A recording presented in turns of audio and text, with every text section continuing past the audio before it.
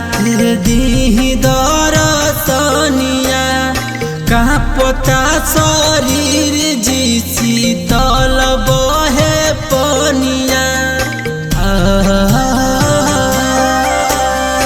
उगी उगी दीनानाथ दी दरसनिया कांपता शरीर जी शीतल बहे पनिया। कवनो गलती हो जाए ना यही से मन डरता।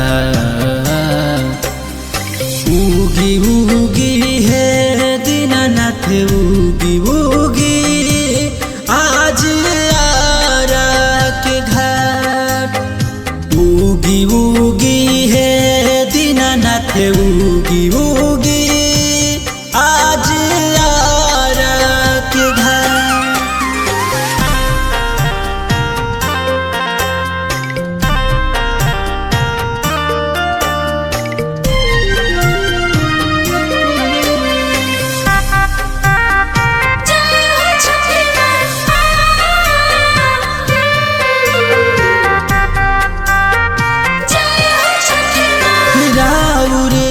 भरोसे भूखनी कठिन परबिया दीहि दर्शन देव लिहिना अरगिया।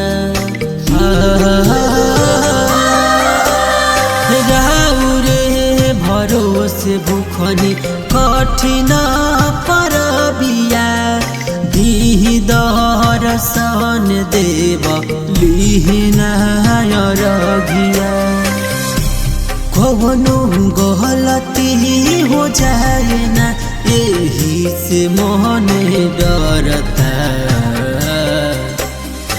उगी उगी है दीनानाथ उगी उगी आज आरा के घाट। उगी उगी है दीनानाथ उगी उगी आज आरा के घाट।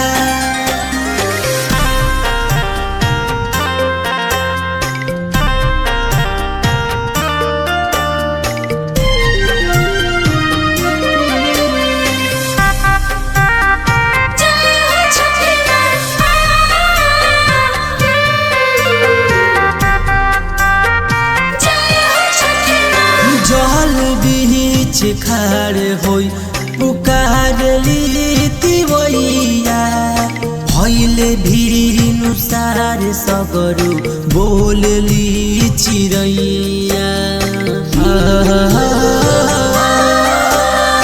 जल बीच खाड़ होई पुकारली तिवैया भइले भिनुसार सगरो बोलली चिरैया।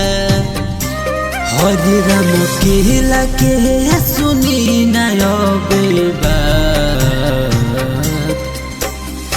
उगी उगी है दीनानाथ उगी उगी आज आरा के घाट।